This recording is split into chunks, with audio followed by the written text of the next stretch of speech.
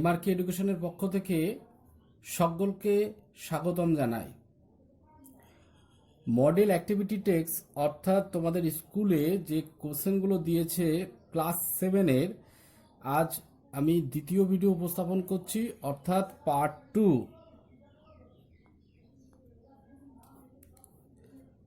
বিষয় অঙ্ক শুরু করছি। দেখো, এখানে লিখেছি নিচে বহু পছন্দভিত্তিক প্রশ্নের উত্তর দাও। কোনো অনুপাতের পূর্বপদ লেস দেন মানে ছোট, পূর্বপদ ছোট, উত্তরপদ মানে পূর্বপদ যদি উত্তরপদের থেকে ছোট হয় তাহলে অনুপাতটিকে কি বলবো। এখানে তোমাকে 4টে অপশন দিয়েছে: গুরু অনুপাত, লঘু অনুপাত, সামান্য অনুপাত, অপ্রকৃত ভগ্নাংশ। এই 4টের মধ্যে কোনটা উত্তর হবে? এর উত্তর হবে লঘু অনুপাত, অপশন বি। কেন? কারণ হলো অনুপাতের যদি পূর্বপদ উত্তরপদের অপেক্ষা ছোট হয় তখন তাকে লঘু অনুপাত বলে। বুঝতে পেরেছ? আর যদি পূর্বপদ বড় হতো উত্তরপদের তুলনায় তাহলে তাকে বলা হতো গুরু অনুপাত।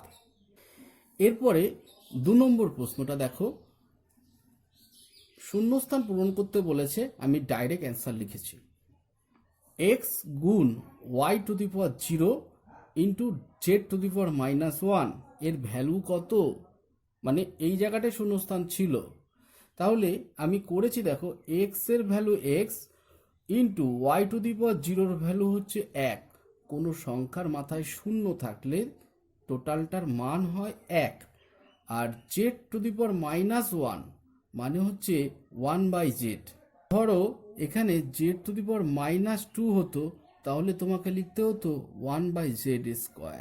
যেহেতু z টু দি পাওয়ার -1 আছে, সূচকের নিয়মে 1/z তোমার হবে। বোঝা গেল? তাহলে x 1 আর 1 এই 3টে গুণ করলে হচ্ছে x, আর তলায় রয়েছে z। তোমার উত্তর হলো x/z। 3 নম্বর অঙ্কটা মন দিয়ে দেখো। এখানে কি বলেছে? দুটি শরবতে সিরাপ ও জলের ওজন অনুপাত 2:5 ও 6:10, কোনটি বেশি মিষ্টি? মানে প্রথম অনুপাতটা বেশি মিষ্টি বা প্রথম শরবতটা বেশি মিষ্টি না দ্বিতীয় শরবতটা বেশি মিষ্টি? এটা তুলনা করতে হয়। অনুপাতের তুলনা কিভাবে করা যায়? তুলনা না করলে তো তুমি বুঝতে পারবে না কোনটা মিষ্টি। তা তুলনা যদি করতে হয় যে কোনো একটাকে ফিক্সড করতে হয়। অ্যাকচুয়ালি মিষ্টির তুলনা করতে গেলে তোমাকে তাহলে জলকে তোমাকে ফিক্সড করতে হবে। বুঝতে পেরেছ? অর্থাৎ এক্ষেত্রে অনুপাতের উভয় পদে জলের পরিমাণ 1 করতে হবে। অর্থাৎ প্রথম শরবতে সিরাপ ও জলের অনুপাত আছে 2:5, মানে আমি এটাকে 2/5 করে নিলাম। এবার দেখো দ্বিতীয় শরবতে সিরাপ ও জলের অনুপাত কত আছে? 6:10, তার মানে 6/10। কাটাকুটি করো, 2 দিয়ে কাটো, 2 দিয়ে 3 দুগুণি 6, 2 দিয়ে 5 দুগুণি 10, তাহলে কত দাঁড়ালো? 3/5। তাহলে স্পষ্টই বোঝা যাচ্ছে। কি বোঝা যাচ্ছে? প্রথম শরবতে সিরাপ ও জল আছে 2:5, আর দ্বিতীয় শরবতে সিরাপ ও জলের অনুপাত হচ্ছে 3:5। তাহলে দেখো এখানে জল আর জল উভয়ই সমান। এই দুটো জিনিস যদি সমান করতে পারো তাহলে বুঝতে পারছো যে সিরাপের মধ্যে কে বেশি কে কম। এটার থেকেই তোমার প্রশ্নের উত্তর তুমি খুঁজে পাবা। তাই আমি লিখেছি, মন দিয়ে দেখো, 2 অনুপাতের উত্তরপদ সমান, অর্থাৎ উত্তরপদ বলতে জল, অর্থাৎ জল সমান, কিন্তু দ্বিতীয় অনুপাতে সিরাপের পরিমাণ বেশি। দেখো এখানে 5 মিলে গেছে, এখানে 2 আছে, এখানে 3 আছে, তাহলে 3 নিশ্চয়ই বেশি। তাহলে কোন শরবতটা বেশি মিষ্টি হবে? যে শরবতে সিরাপ বেশি আছে। বোঝা গেল? তার মানে দ্বিতীয় শরবতটা তোমার বেশি মিষ্টি হলো। এটাই তোমার উত্তর। বোঝা গেল?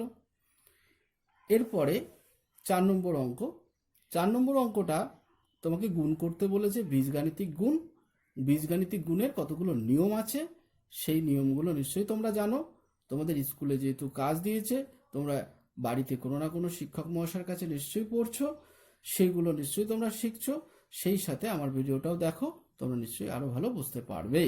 এখানে দেখো 4/3 আছে, এখানে 1/3 আছে, এখানে -6 আছে। আগে সংখ্যার গুণ করতে হবে। তাহলে প্রথমে মাইনাস আছে, এই মাইনাসটাকে আগে নিয়ে নাও, তারপর এখানে 4/3 আছে লিখে নাও, তারপর গুণ দাও, এখানে আছে 1/3 লিখে নাও, তারপর 6 হয়ে গেল, এর কাজ শেষ। তারপর সাজিয়ে নাও x², এখানে কোনো x আছে, এখানে দেখো একটা x আছে, আমি লিখলাম। তারপর এখানে কোনো x আছে, এখানে একটা x আছে, আমি লিখে নিলাম। তাহলে x² গুণ x গুণ x। তারপরে ওয়াইটা সাজাবো, এখানে y আছে, তারপর এখানে কি আছে y², আর এখানে কি আছে y। এরপর রইল বাকি z, এখানে কত আছে z, ঠিক আছে, এখানে কি আছে z, আর এখানে কি আছে z²। ব্যাস লিখে নিলাম।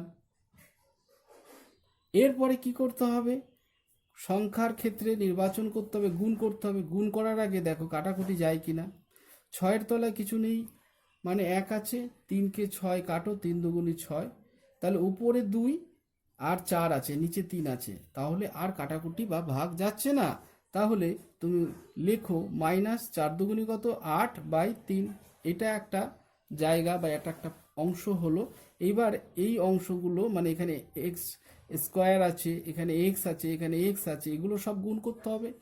এর মাথায় মানে এই যে চলরাশি বা এই সংখ্যা, এর মাথায় দেখো এখানে 2 আছে, এখানে কিছু নেই মানে 1 আছে, এখানে কিছু নেই মানে 1 আছে। এই উপরের সূচকগুলো গুণের ক্ষেত্রে যোগ হয়। তার মানে x 2 যোগ 1 যোগ 1 মানে 2 এর একে 3, 3 এর একে কত হয় 4, x⁴ হলো। এবার y এর ক্ষেত্রে এখানে কি আছে 1 আছে, এখানে কিছু নেই মানে 1 আছে, এখানে তো 2 আছেই। তাহলে গুণের ক্ষেত্রে উপরের সূচকগুলো কি হবে, যোগ হবে। তাহলে y কি হবে 2 এর একে 3, 3 এর একে 4।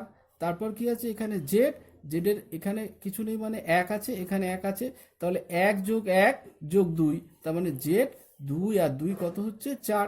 এটাই তোমার অ্যান্সার। বুঝতে পেরেছো? অর্থাৎ গুণ করতে হবে, গুণ শিখতে হবে, সূচকের গুণ। সূচকের গুণের নিয়ম হচ্ছে যদি সমজাতীয় সংখ্যা থাকে তাদের ক্ষেত্রে সেই সূচকের চলরাশিটা লেখার পর উপরের পাওয়ারগুলো যোগ করে দেবে। এক্ষেত্রে তাই করেছি। 2 যোগ 1 যোগ 1 মানে 4, 1 যোগ 2 যোগ 1 মানে 4, 1 যোগ 1 যোগ 2 যোগ 4। এটাই হচ্ছে তোমার উত্তর। বুঝতে পেরেছো? বুঝতে না পারলে কমেন্টে অবশ্যই জানিও। এরপরে লিফটের অঙ্ক। ভালো করে মন দিয়ে প্রশ্নটা পড়ছি, তোমরা সতর্কভাবে শোনো। একটি খনিতে একটি লিফট 8 মিনিটে 24 মিটার নিচে নামে। লিফট কি উপর থেকে নিচে নামছে, তাই তো? সে কি বলেছে, কন্ডিশন 8 মিনিটে 24 মিটার নিচে নামে। এবার লিফটটি যদি সমবেগে চলে, সমবেগে মানে লিফটটা কোথাও দাঁড়াবে না, কোথাও জোরে যাবে না, কোথাও আসতে যাবে না, একই বেগ নিয়ে সে চলবে, নিচের দিকে নামবে। তাহলে 6 মিনিটে কত মিটার নিচে নামবে? এটা তোমার প্রথম প্রশ্ন। তাহলে প্রথম প্রশ্নের উত্তরটা আমি করে নিই যে একটি খনিতে একটি লিফট 8 মিনিটে 24 মিটার নিচে নামে। লিফটটি যদি সমবেগে চলে তাহলে 6 মিনিটে কত মিটার নিচে নামবে? তাহলে লিখো, লিফটটি 8 মিনিটে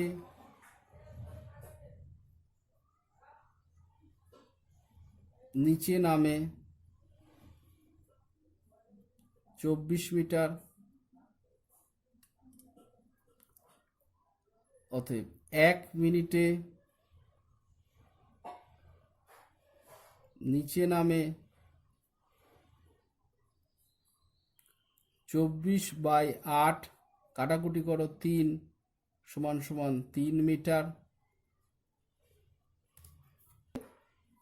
6 মিনিটে, এখানে লিখেছে 6 মিনিটে, 6 মিনিটে সে কত মিটার নিচে নামবে এটা তোমাকে বের করতে বলেছে। তাহলে লিখবে 6 মিনিটে নিচে নামে কত হবে, এদিকে 3 আছে, 1 মিনিটে নিচে নামে, 1 মিনিটে নিচে নামে 3 মিটার, তাহলে 6 মিনিটে বেশি হবে, 6 গুণ 3 তাহলে 18 মিটার।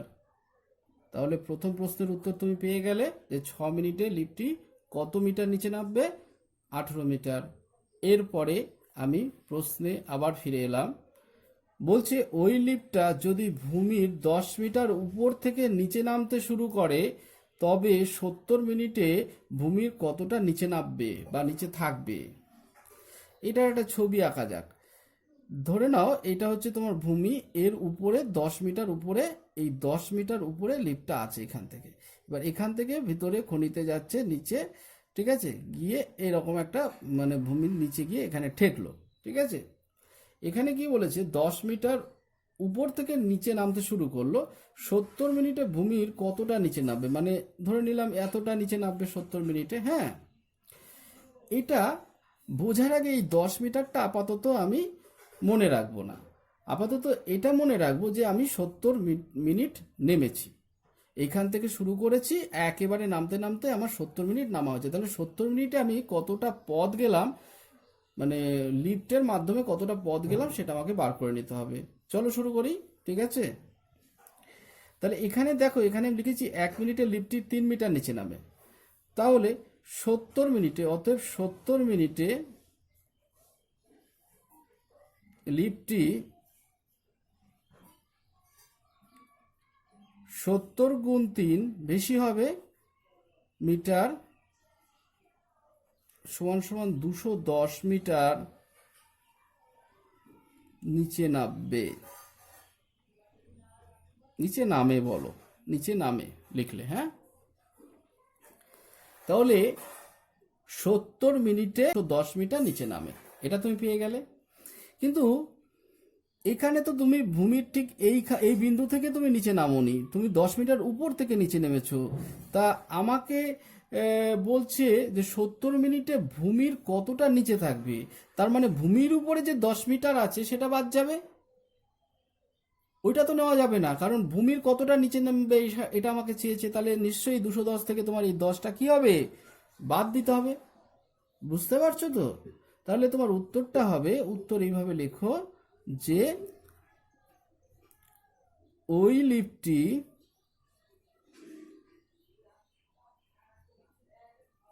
যদি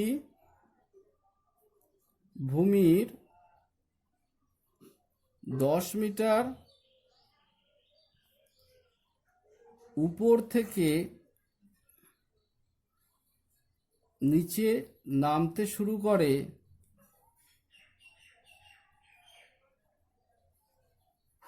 তবে 70 মিনিটে ভূমির